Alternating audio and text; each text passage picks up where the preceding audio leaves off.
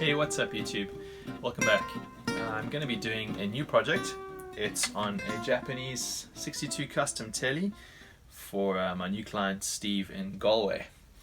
On this project we're going to refret with Jescar 6105 sort of size.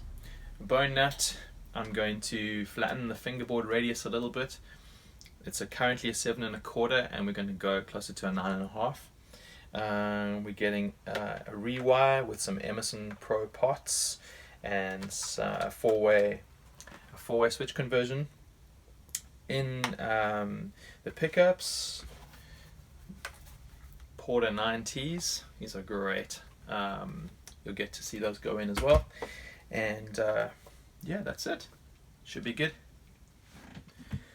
Okay, first things first. I'm going to work on the neck and get that all done.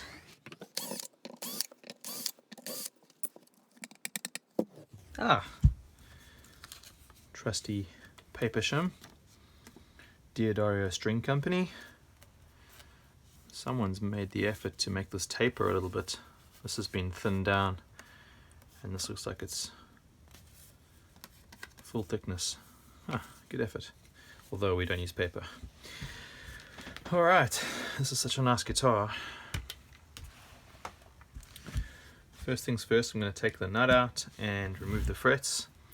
I've already tested that the truss rod works, and it does, and I've done a check and the neck is not twisted, which is pretty cool, so I can do everything off the neck jig for now.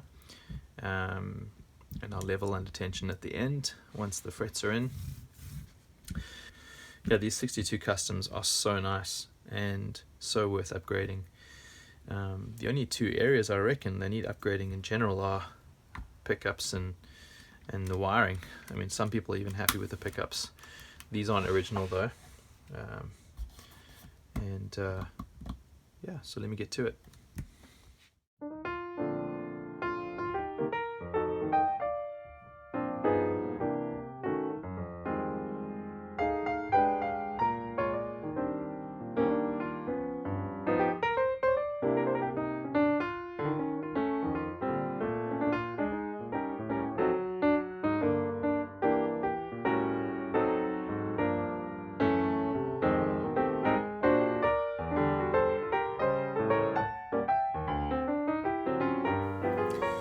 There's a lot of lacquer in front here, so I'm going to cut right through it. I'm not too worried about this lacquer on top, as when I level the fingerboard and reduce the radius, I'm going to basically clean that lacquer off anyway on the top here. I obviously won't touch the front, but this will be bare rosewood in front from this point forward, so yeah.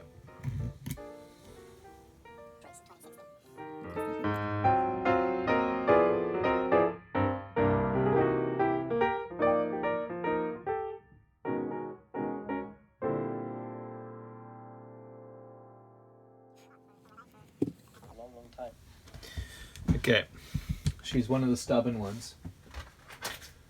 So, Japanese fret saw time. Now I'm basically going to cut through the middle of the nut all the way down, being obviously careful not to go lower than the nut into the wood beneath. But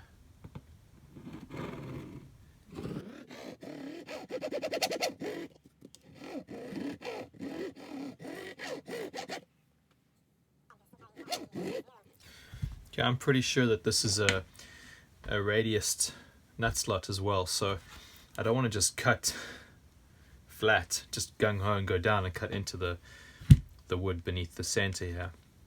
So I'm being very careful to roll it over now that I'm getting towards the end, and I'm watching the edge on this side and I'm watching the edge of this side, and I've got almost a 1/2 mil to go on either edge, so I'm going to carry on here.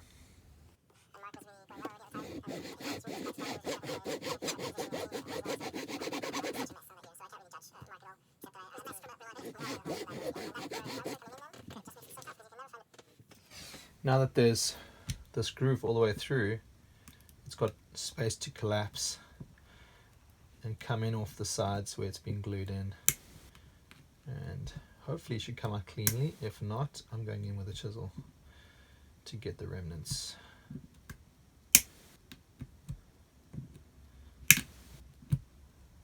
Okay, yep, that's radiused, and there's one or two little pieces there. Get in with a chisel. Oh, it's pretty clean. Just a little bit of glue there.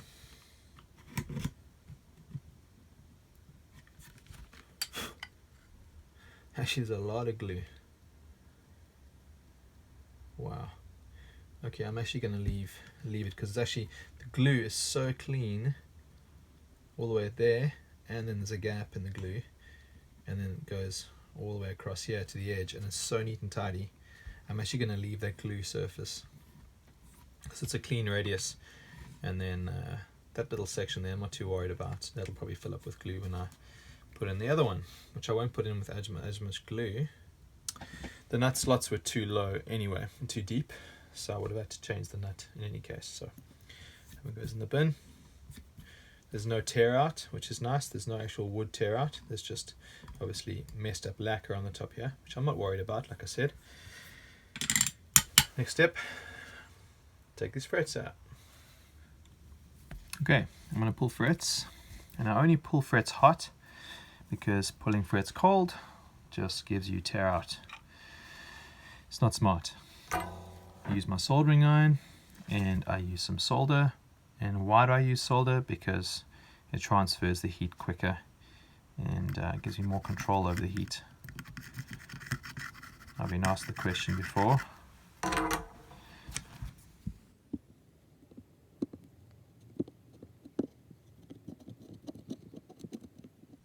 Here we go. And I'll carry on.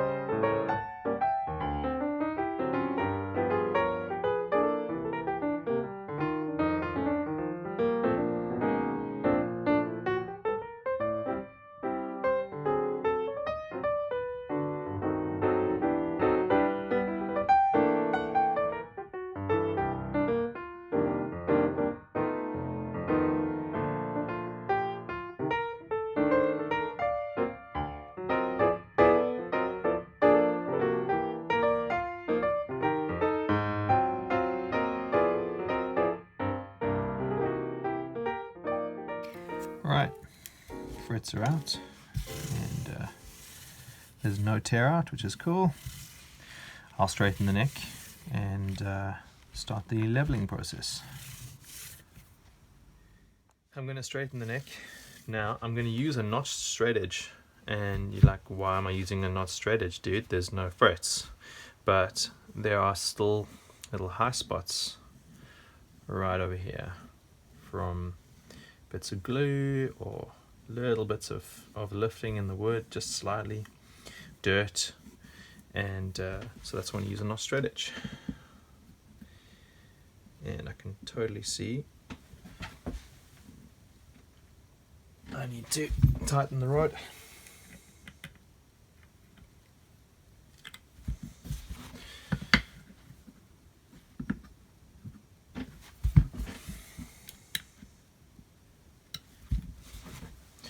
You always go little bit by little bit with a truss rod adjustment, because if you're a cowboy and you Chuck Norris it,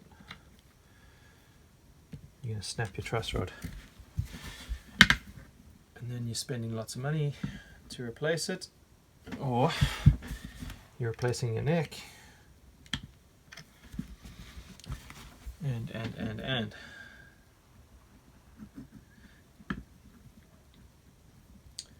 Now I go with sight and feel, so I'm looking for obviously little light gaps underneath, but I'm also feeling where the friction is. Obviously if there's still a bow in the neck, then I'm going to feel the friction on the outside, and if there's a back bow in the neck, I'm going to feel the friction, or I mean no friction, because it's going to be pivoting on the inside and just kind of rocking. So still feeling some friction. I'm going to tighten it just a touch more. There we go. Wow, she's almost maxed out. Yeah, that's nice. Cool. And it feels the same on either side, so no twist. I'm going to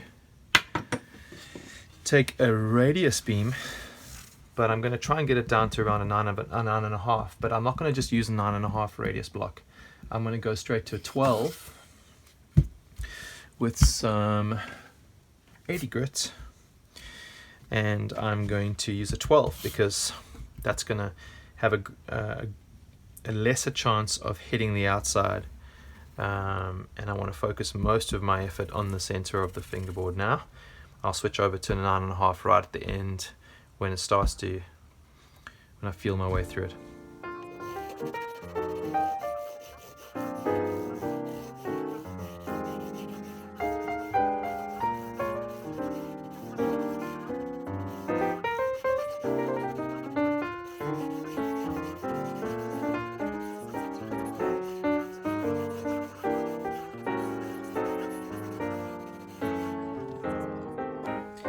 Okay, so that's the 12 done. I'm going to switch to a 10.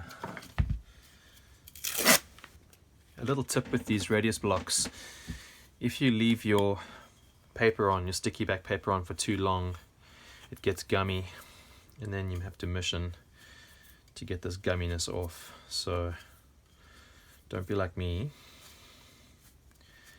in the past and forget to take your paper off for a long season. That was a bit dumb. Anyway, that's the 10. Don't waste paper.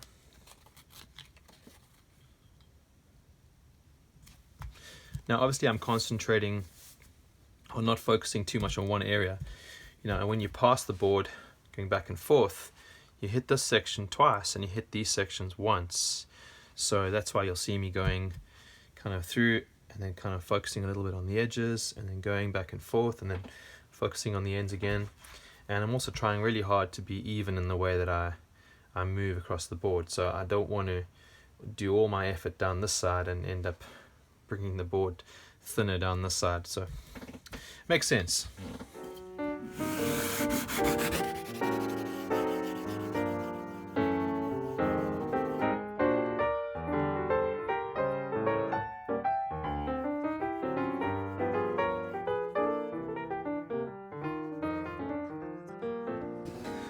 Two things I'll add to this is that rosewood dust isn't good to breathe in. So if you're someone like me, I'm funnily enough allergic to it. So I should actually have my dust mask on now.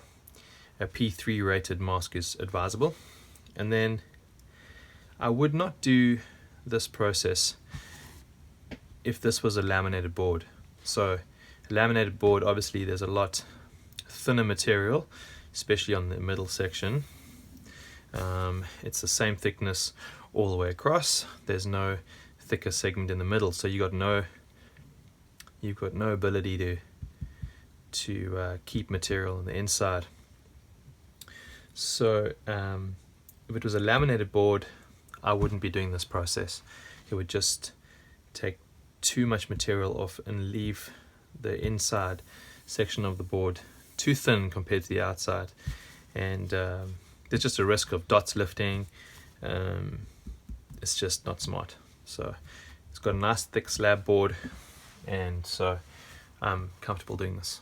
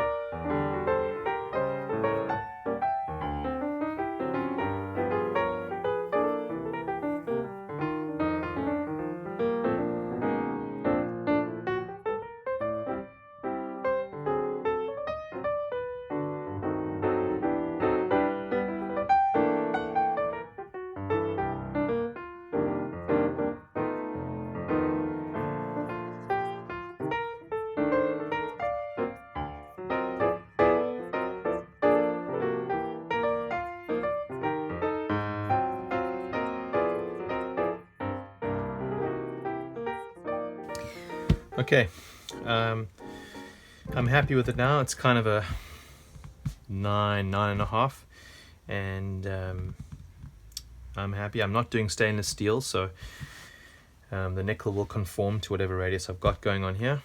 It's definitely an improvement in terms of the flatness. It'll make it more playable for Steve, for the owner of this guitar. You know, some people prefer 7 1/4, and that's fine, and there's nothing wrong with 7 1/4. But we're going 9.5, so prepare the slots next. Okay, with this fingerboard, the Japanese process has clearly been to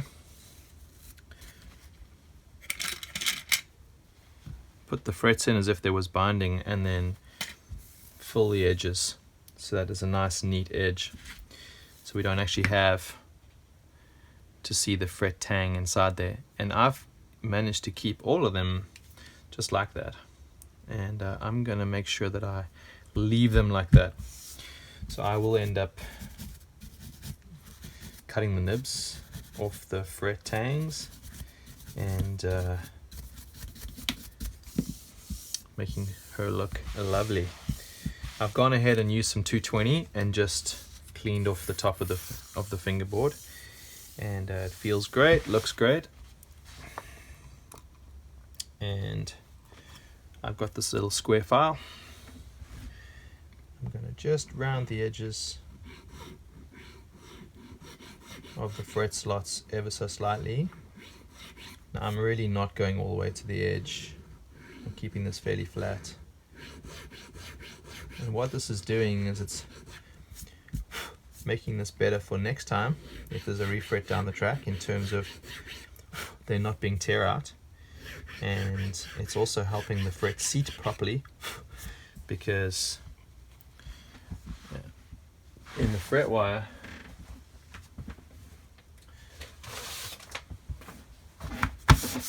there's not normally, so this is your fret,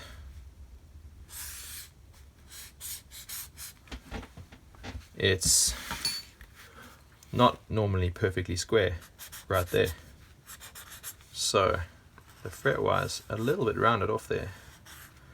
And if your fingerboard is square, it's just going to stop the fret from seating perfectly. So that's where we just file those edges of the fingerboard nicely, and the fret can seat a bit easier. That's why we do that.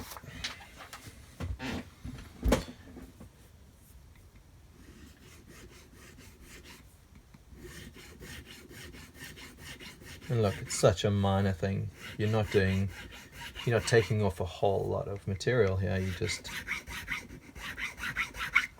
kissing that sharpness.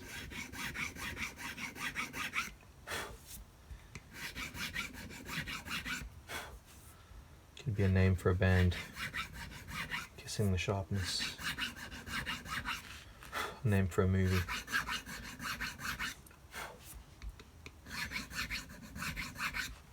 Man, I can talk some nonsense on the wind guitar.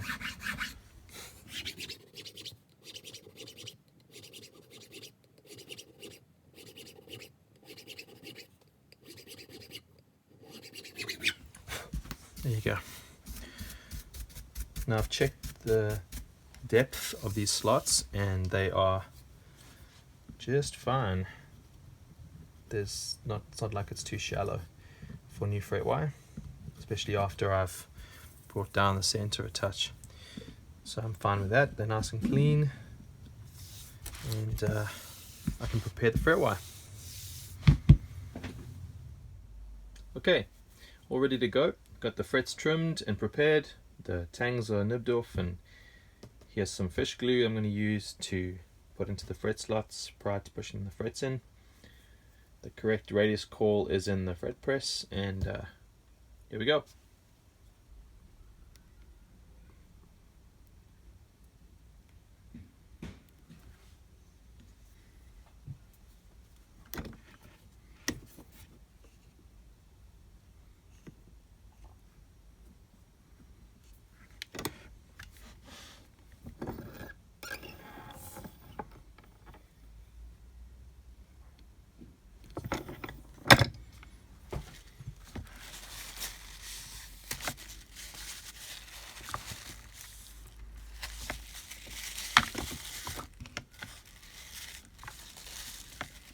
going to take it out and have a quick peek to make sure that the fret is seated properly. Yep, all is good in the world.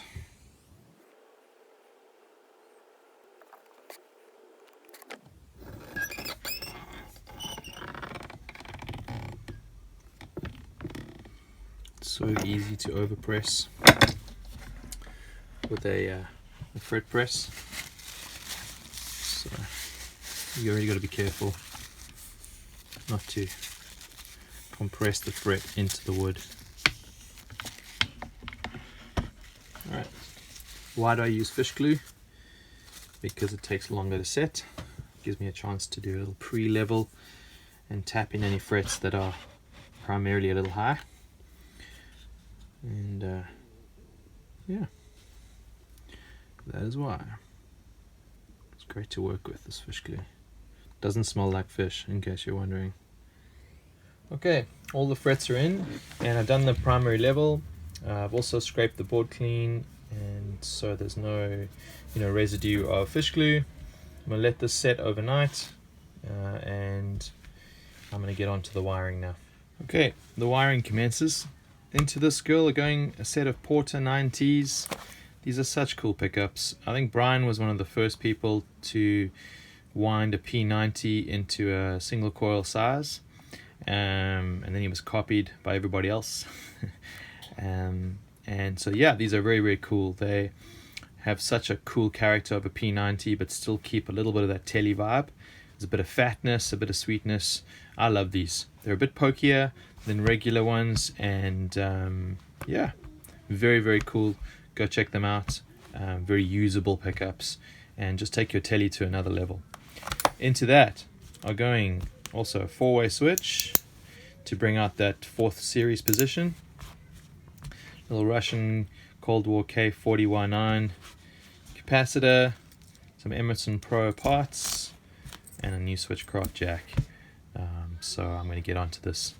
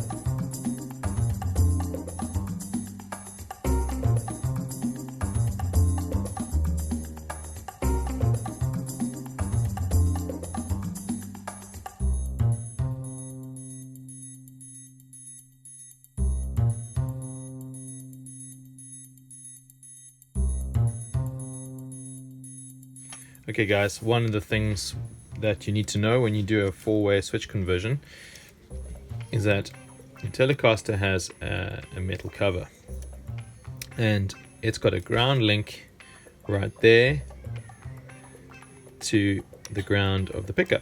And what you have to do is you have to take away the link, and you have to wire in, or solder in another wire directly from that tab. That tab comes down from the cover, and then take that through because you need that third extra ground.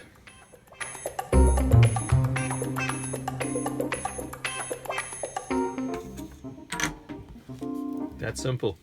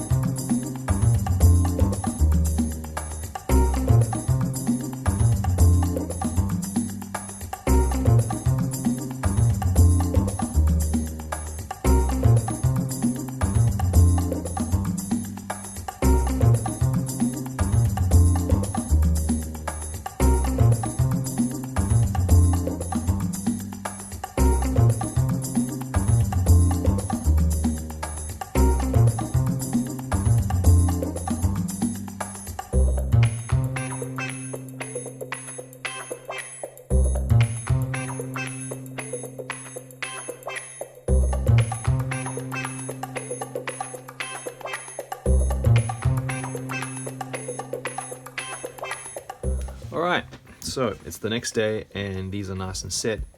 I've done the wiring and I'm going to just trim the ends and clean up the edges. A couple of the things that I use in this is obviously fret nippers, one of these fretboard leveling files which I use to bevel the edges and clean up the edges. And then I've got a few little blocks of maple. These are just really straight little blocks. I've got some old 220 stuck to this, same with this one. And some old sort of 800 stuck to this, and you'll see why. I just clean up the edges a little quickly before leveling. Yeah, so here we go. Warp speed.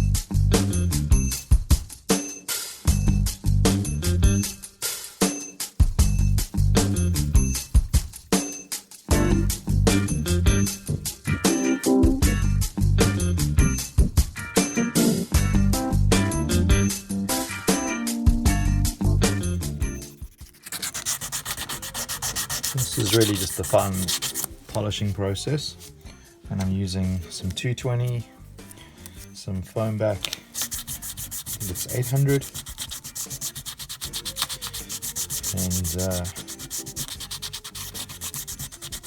and then the polishing pad.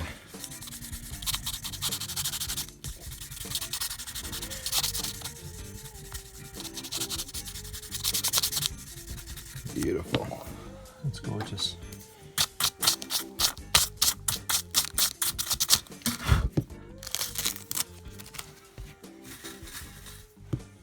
That's it. Here she is, all done. And so there's the bone nut, the new frets. Let's get in nice and close. Pretty pleased with these fret ends, and they're those sexy Porter 9Ts. Highly recommend those. And I'll do a quick sound demo now. You've got the 4-way switch, so this is the bridge pickup. I'm going straight into my Fender Princeton.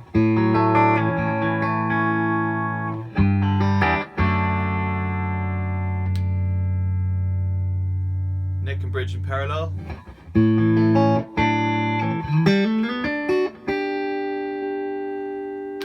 Neck.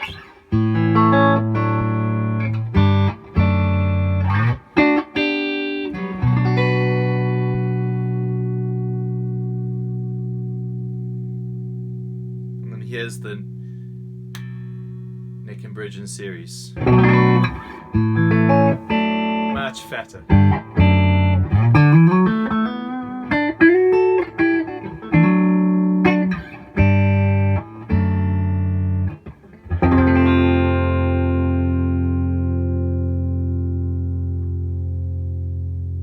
So the treble bleed, the volume control,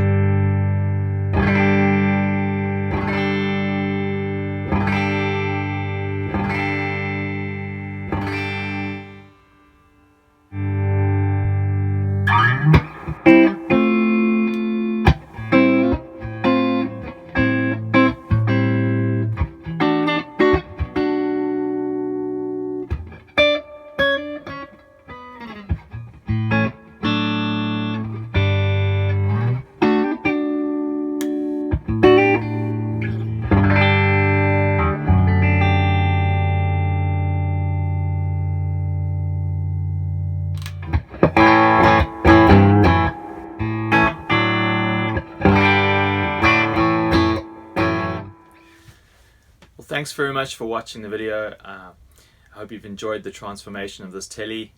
If you liked what you saw, please subscribe and like the video, and I hope to see you next time.